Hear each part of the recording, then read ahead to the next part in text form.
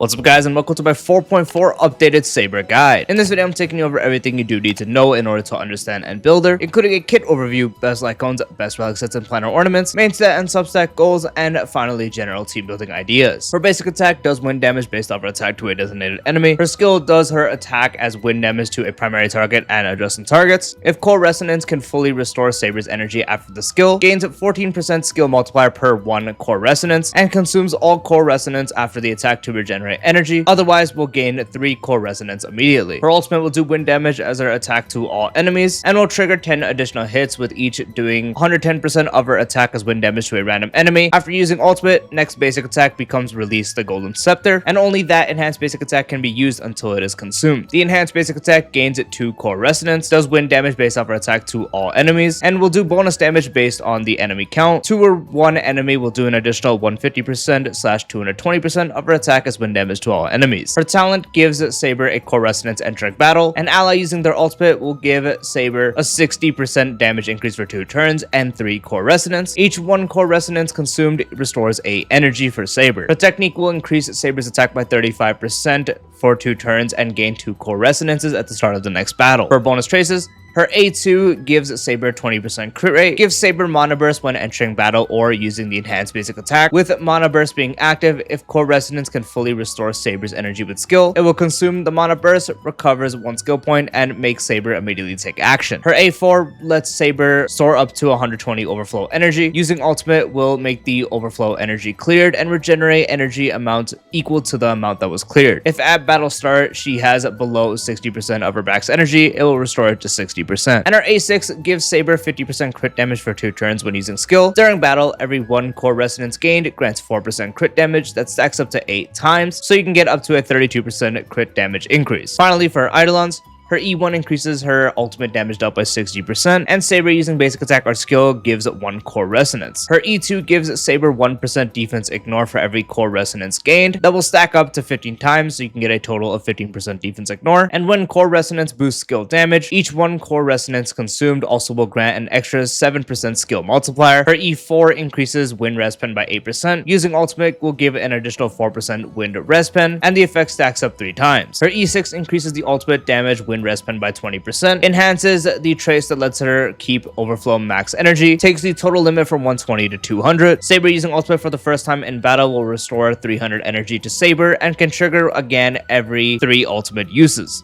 For Saber's best Lightcones, her signature still is her best, with 36% crit damage, 40% attack when using ultimate, 10% fixed energy refund based off the wearer's max energy if they have 300 or higher max energy, and also an additional 40% attack for 2 turns. Extremely simple. For her specifically, it is 36% crit damage, 80% attack, and 10% of her max energy refunded on ult. So this is going to overall give you the best stats, as 80% attack is significant. This also increases crit damage, so you can focus more on other stats, and she also has some crit rate in her actual base kit, so you can build a really good ratio on her. The bit of energy refund also does work, as her biggest ultimate damage is going to be the focus. So simple, yet extremely effective. Another really good option is actually Gilgamesh's signature Lightcone. 18% attack and 10% energy regen. Where using ultimate, for every 1 energy consumed will increase ultimate damage dealt by the time by 0.20%, a maximum of 72%. Where entering combat or using ultimate gives the wearer's King's Entertainment for 3 turns, increasing the team's crit damage by 24%. Effects of same type cannot stack. So a bit of attack.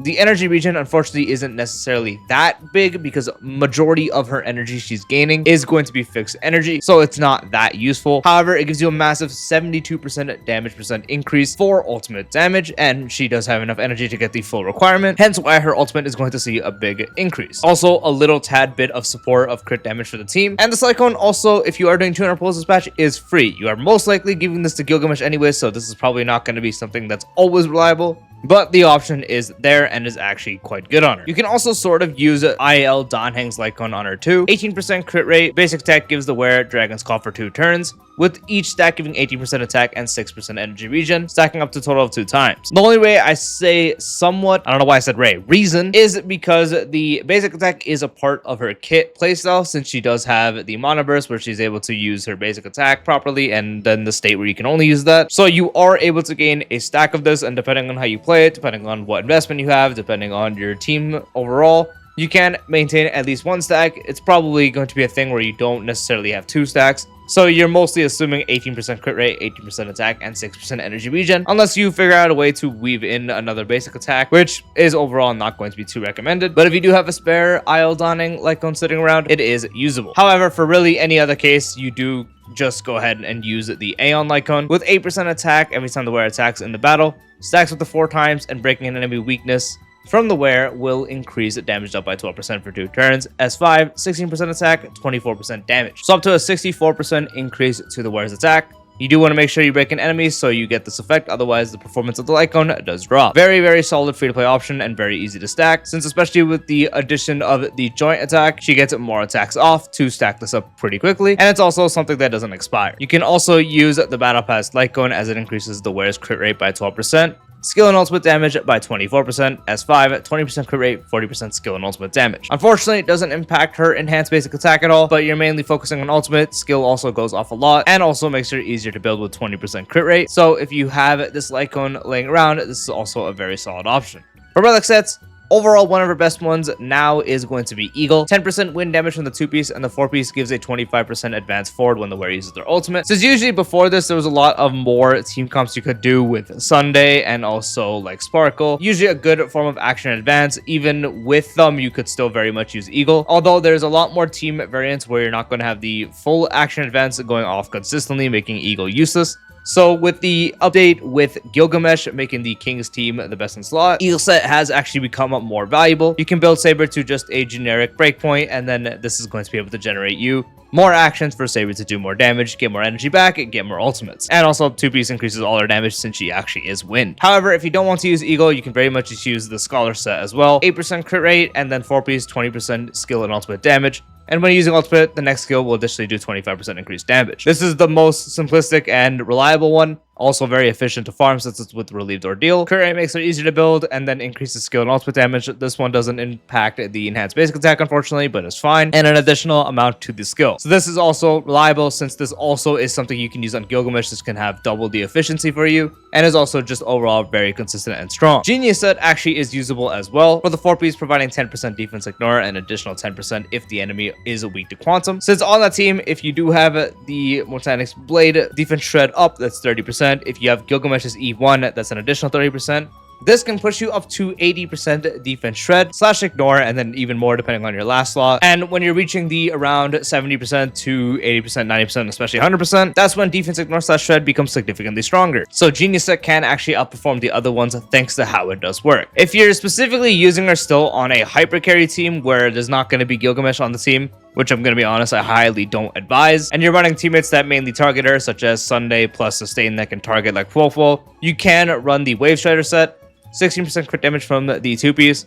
4-piece, when the wearer becomes a target of another ally's ability, they gain a stack of help, stacking up to 2 times, and having 2 stacks, and the wearer uses his ultimate, consumes all help stacks to get a 48% increase to attack for 1 turn. See, it really depends on the team for actually having this up, because if you are able to reliably do this on any team you're using, but it's usually teams that are fully focused on buffing her and she is the full source of damage, which even on the King's team, it's a dual DPS team, but you still focus on her damage more. You want to have the teammates to actually get the effect up, or it's going to be really annoying and not outperform any of the other sets. So that's why I only really recommend this if you are running her on a pure hyper carry team and not focusing on a dual DPS stuff, so you can reliably have the effect up always. For Planar Ornaments, her best in slot now is the Cosmic Life set. It pretty much just gives her the full 32% damage %, since she has a high enough ultimate cost. So all her damage is just going to do 32% damage % buffed. So yeah, it's really, that's it. She just gets a free damage % entering battle. Other than that, you can also use Salsado. Salsado also is fine for 8% crit rate and also 15% damage increase to ultimate and follow-up damage, which the set would be buffing the joint attack, so the follow-up part is no longer useless, and then her main source is being buffed. If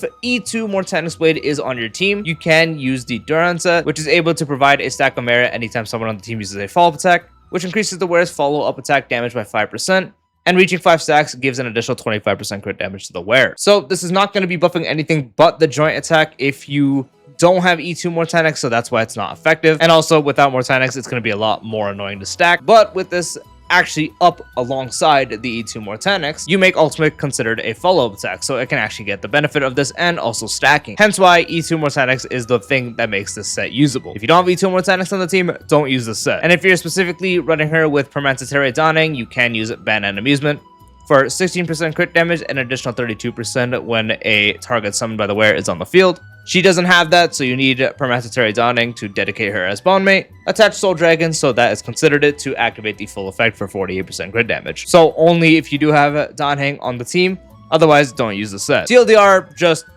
get Cosmic. It'll do you the best. For the main stats on the Relics, for the body, you primarily will do crit damage since she's able to get to 100% crit rate without crit rate body, but if you just have like a bunch of crit damage rolls and no crit rate rolls, then you can run crit rate. For the feat, if you are running Eagle, it is recommended to run speed so you can reach higher thresholds. Otherwise, you would run attack percent for any other set such as Scholar. You can also do attack boots with Eagle, but speed boots with Eagle is better. For the orb, you can do wind damage or attack percent. Just use whichever one has way better substats.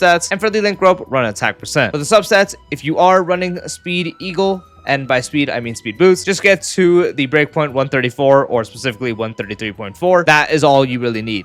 If you're running attack boots, ignore that entirely. Get crit rate, get crit damage, get attack percent. Crit rate is easy to hit. Do remember she gives herself 20% for free. So outside of battle, you just need 80% crit rate to have 100% in battle. If you have other buffers giving crit rate on the field, such as RMC, then you can actually subtract the total amount you would need. So let's say the 10% from RMC, then you would only need 70% out of battle. You go in, it's 90%, and then RMC buff makes it 100%. So just be sure it's 100% in battle. And then crit damage and attack percent, just get as much as you can. Getting just around 170% crit damage, 180% crit damage is going to be fine. If you can push it upwards of 200% or higher, that's going to be ideal, but it's not going to be too important. Just be sure to get it around 180%. That's going to be fine. And for attack, just get it around 2500. Just like I said with crit damage, if you can get it higher than that, even better.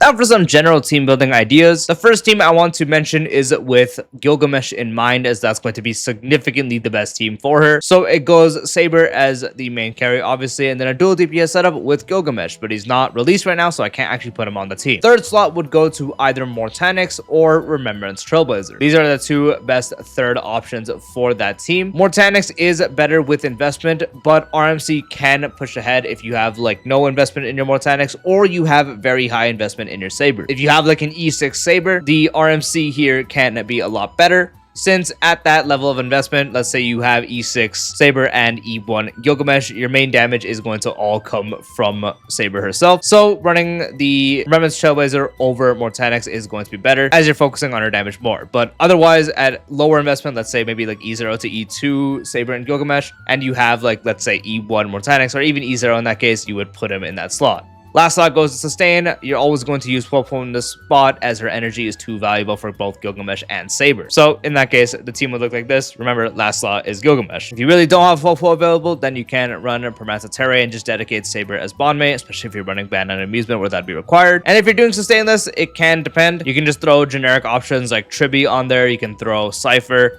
Or if you really want, you can also use Ting Yun, especially for an energy buff, primarily for a higher invested, and I mean like E6 Saber again. You could also very much use Well to enable Mortanix's ultimate damage trace, so both Saber and Gilgamesh can do more damage on ults, and you can hopefully have enough output to delay enemies so they don't end up defeating you, since Well can work like that. Now, if you're not running Dual Kings, which again I highly don't advise to do because it is just a significantly better team than running just a main DPS Saber, there's a few options. If you do have E2 Cyrene, a setup could actually look like this, with Hyacine instead being Permanentary Dawning if you want to run that.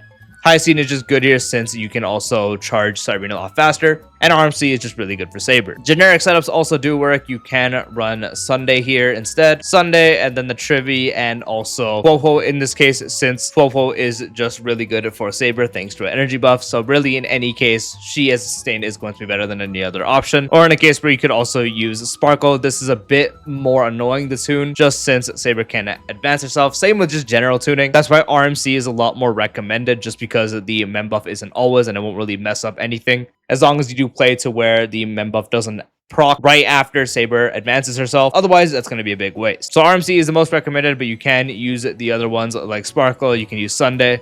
Just be sure it's not being played to where Saber advances herself and messes up tuning, because then you're wasting actions. And that is the full 4.4 updated Saber guide. I do hope you found this video helpful. If you did, dropping a like would be greatly appreciated. If you're new to the channel or haven't done so already, be sure to subscribe and turn on the bell icon for future videos like this along with other types of style content. And I'll see you later. Peace out.